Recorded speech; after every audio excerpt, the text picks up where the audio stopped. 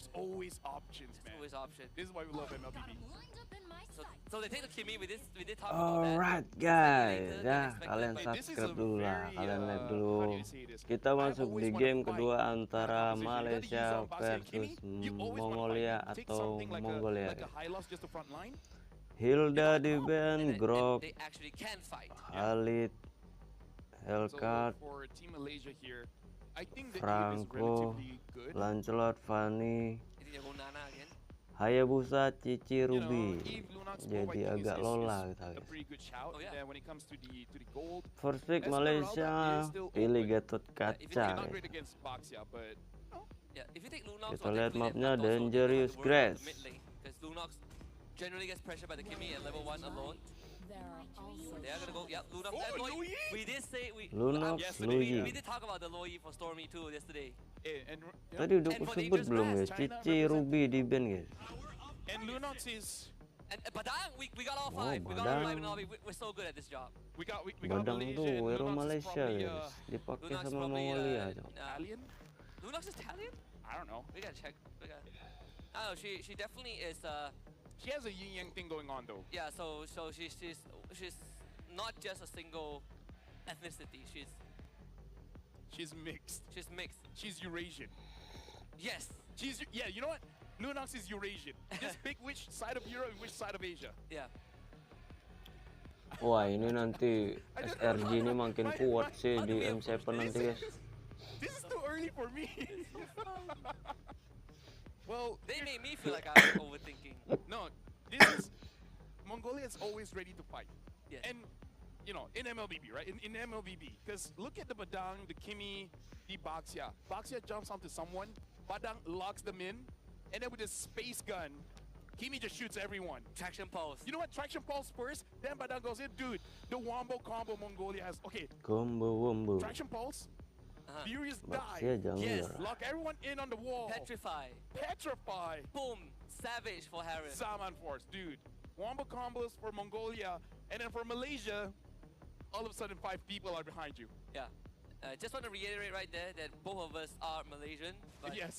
But you know, we love a good MLBB. We have good MLBB. Okay, no 5-man gank at level 1. Hey, maybe level 3. It's a more standard start now. Oh, they find Yums.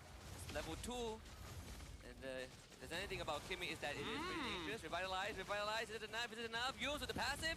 Trying to get in range, but Anto was going to try and gun him down. Yums gets first blooded. Mongolia off to a good start. See, this is how they adjust. Okay, let's try 5 men. And then we roughly know how they space, because we got to talk about Akuma. Akuma was spacing Stormy away. And again, this is why we don't see a lot of melee-ish mid laners, because you can't get zoned away by the roamer, right? Momo is winning that trade very hard down there.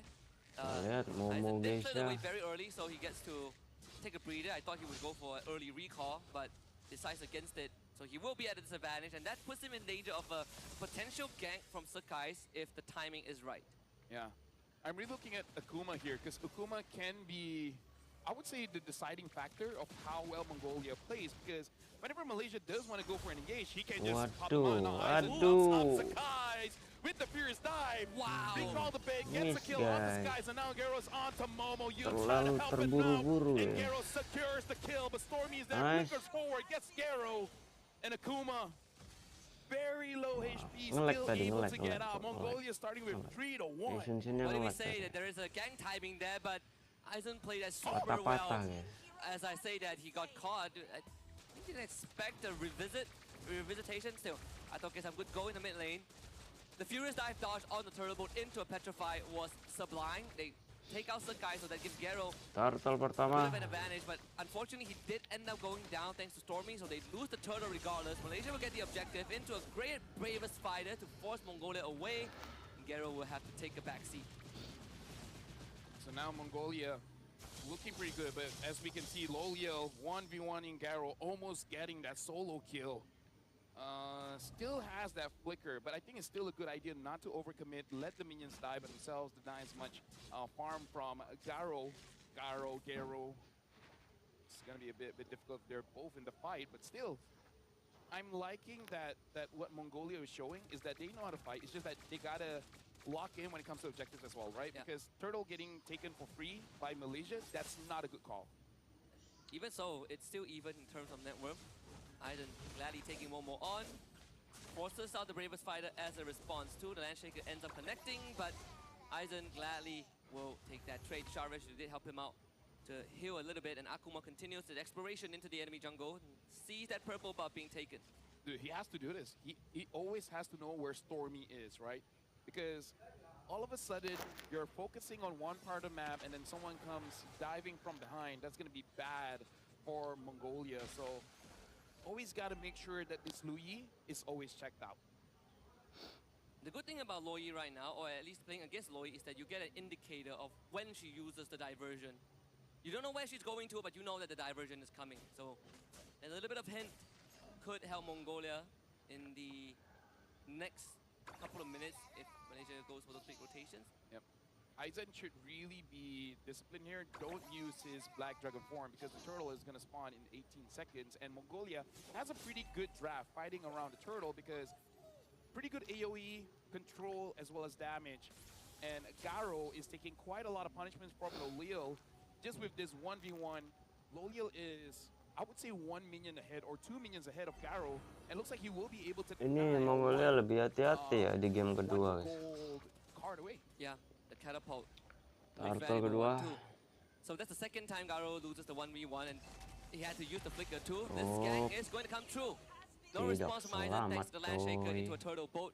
And that means Malaysia will get priority over the turtle. It's going to be pretty hard for Mongolia to even contest this. Yums is concealed. They find Akuma sitting in the bush, and Akuma will also be forced away. Malaysia will get a free turtle, unless... Nah, Garo tried to think about it, but good on Malaysia, understanding that Akuma is there. Goes for him, of course. And now for Team Mongolia, kalau di turnamen kayak gini, Gordon aman guys ya. Just because they haven't had good openings yet. Yep. Akuma hasn't been able to Coba get a kalau catch. di rank, Garo hasn't aduh. been able to get a catch as well, and Eisen has been targeted quite hard before the turtle starts. They want to make sure that this Yuzong is not part of the fight. So good on Malaysia at this point. They're making sure that they are locking the proper targets. Gordonnya tentram, farming enak guys. The longer this game goes, the more imperative it what is happened, for man? people like Aduh. Akuma to be able to find those moments. But so far, he hasn't been able to do that. Oh, look at top. Garo almost gets taken down by Loliel again. Stormy gets a double, and now all alone is Garo trying to get back inside of the turret. He is there, but taking quite a lot of damage. Triple kill from Stormy. Clearly still has it on this Luyi. Yeah, the Houdini of the mid lane shows up from the shadows, and Atok did try with the traction pulse, but the timing is too late. Now Malaysia will find a substantial lead in this game. 3,000 gold lead 6 minutes in. Now putting the pressure on the mid, and once Doom shows up, this mid lane becomes harder to defend. Akuma will have to use his health bar as a resource to keep Malaysia away. But Momo is proxying the wave. I don't think there's anyone that can kill him. Garo will try, but Momo just dashes. Yeah. Team Malaysia still making sure that they are not making mistakes. And look at this, the diversion. Tapi thinking about it. He's going to use it dikit to get bermasalah di clear minion ya. Without Stormy, but this is going to secure them a turret. Yeah. And that means Mongolia will, if they walk up to defend, they might eat the yin-yang reaction. Ato flickers away in time. Garo drops Diamond Force. As Garo rolls in, Akuma wants to follow up. Flickers, doesn't really get the crowd control there. Quite unfortunate, and now the yin reaching into the AOG. Akuma ends up going down, and sadly, Garo will also follow suit. The bad attempt from Mongolia, but Malaysia were prepared. Dipukulin pun kayak nggak berasa, Jo. All the while, Sakai is free farming, trying to make sure that he keeps on his average goal per game because he's just farming, and now Diversion making sure that they are able to pressure here in mid, extending the goal difference between him and Garo with 1,300 at this point. So really making sure that he's on top of it when it comes to the levels, because at 7 minutes he's already level 11, about to hit level 12. Perfect turtle guys. So all 3 turtles for Dominant Malaysia. eyes. See what the plan for Mongolia is. They are going to see Yums, but it's not the target that they want to go on. They don't have the resource to take him down yet, and the AOG just came back up. As long as Stormy has the diversion, nowhere is safe. Dangerous grass of all places too. That means there's a lot more opportunities for ambushes. Akuma needs to be aware. This could be a flank angle. Yums on one end, Momo on the other. Stormy still waiting. Kimi jadi Sky. Wings. 4-1 split. Now Malaysia is trying to get this turret. The minion is quite low. They're probably not going to get it, but look at Garo taking a lot of damage coming in from Stormy. Trying to pulse. Gets onto Stormy, but Team Malaysia, they have mereka not berkumpul, semakin rugi mereka. Gets dodged by Mongolia. Forces out the flicker from Garo too. And that's the thing of what Team Malaysia is pretty good at, right? They keep pushing the envelope, they keep pushing your buttons, testing your limits, getting more and more out of you until you eventually exhaust ada naga bonar. They try to go for Stormy, but Momo is in the back line, cuts right through, whip Yums and Lodiao in the back. Garo is gone without his flicker. Aizen gets hit by the turtle, both a double kill for Lodiao in the back line. Stormy ends up being the trade. Aizen accepts his death with pride and honor. Kok dia pasrah, guys? So Malaysia won the fight. Ujungnya pasrah, Jo. You gotta stagger the respawn time, so it makes it easier for you to push.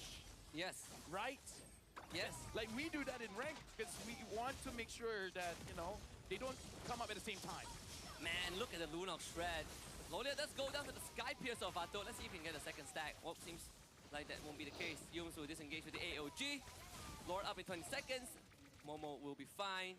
And Akuma, not really sure you want to check that bush. Uh-oh. Another kill for Sakai.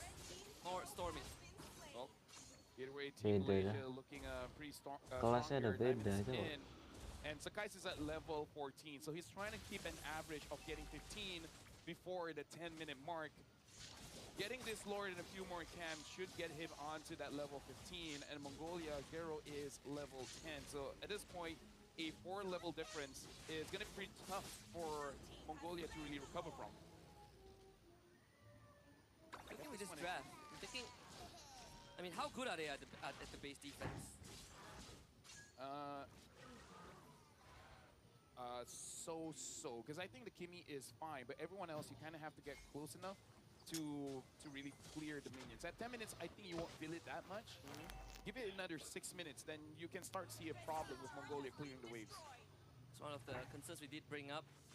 Their range is actually, their reach is actually pretty short.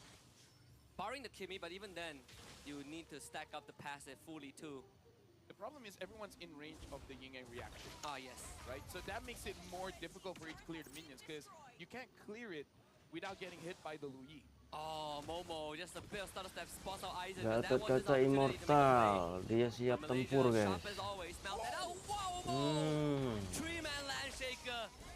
A coup de grace towards Mongolia, 4 dead on them, and Gero tried to hightail out of there, but Aizen aja jangan kasih dia pulang, ya. Biar enak endnya, guys. Join Sakai on the hunt. Gero finally ends up going down. The rest of Malaysia will work on the inhibitor in the top lane as they have the Lord. Garo falls, but Malaysia will look for their ticket into the semi-finals. The Lord does go down, but there's a fresh mini wave coming in. And the Bristol not too healthy. Only 30% health left. One last Black Dragon form. The Mount of Shocker gets used. No Petrify though for Aizen. And he cannot stand for long. They clear the last catapult. And Mongolia barely holds on. And they're still doing well. Sakai is doing a bit of damage onto Akuma, but now the minion coming down bot. Momo goes in with a Brave Spider again, gets Akuma, jumps in with a furious dive, killing spree for Yums. And now despite their best efforts, Mongolia, their base is exposed. Team Malaysia, they're able to end the game. Moving to the next round in the playoffs. Kelasnya udah beda. Step by step, they build their way towards glory again. The first semi-finalist of WEC 25 open category, Team Malaysia, securing top 4. And now we have a chance to face off against either Indonesia or Myanmar tomorrow. That is going to be the interesting one. And definitely shout-outs to Mongolia, man. We want to see more Mlbb here. Indonesia on the POW, a mistake. Yeah, but still, just Mongolia, great spirits, man. Great spirits, great energy. They know how to have fun. They know how to have fun. They know how to put up a show. Yeah, that was a great way to start off an amazing Saturday here. Really gonna set up for all the other games coming forward. Oke lah, guys. Jangan lupa di subscribe, coy. Kita lanjut lagi di game lainnya, guys ya. Kita mungkin di Kamboja, game kedua, coy.